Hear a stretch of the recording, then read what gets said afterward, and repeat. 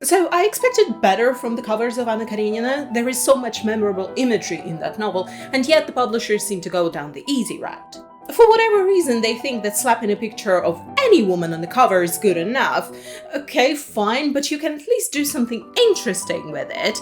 These are hella boring, and they don't tell me anything about the book or the character. These are extra weird because Anna as a character is anything but passive, so her lying down like this bored is just simply laughable.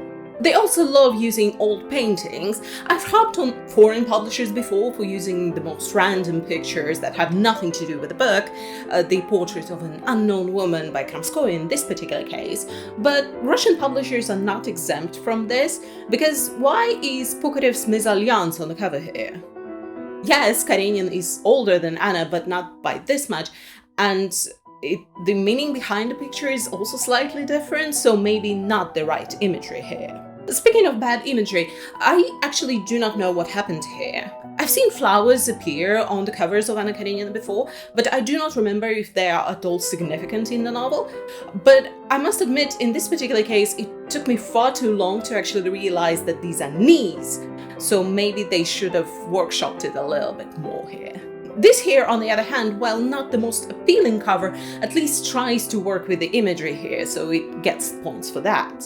I like these ones, the cartoon style ones, although this particular one gives more Esmeralda than Anna. Having her face obscured like this really works for me for some reason. But my absolute favorite is actually this one, because it actually shows us something about Anna as a character, about her shame, while also posing her as a seductress a little bit. I love that. Out of the pop arty ones, this one is actually also kind of fun. I do not know if the mood is actually where it needs to be, but at least it tries. There is this whole series of covers featuring Anna and her lover Vronsky, from the old-style paintings to modern anime-style ones, so you can always find something to your liking. This one goes extra. It matches their dance with the imagery of the train, and consequently it looks like they're dancing on the train station, and let me tell you, that really disrupts the foot traffic. Don't do that.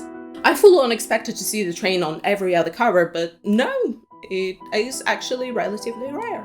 But speaking of trains and Vronsky, I think this one is a cover for an audiobook version of the book, and I low-key love it. It hits, in a very subtle way, this touching of hands and her wedding ring being very prominent in the picture. I would love to see something like this on a proper cover. And I also have a soft spot for these vintage covers. They have a certain charm to them, don't they?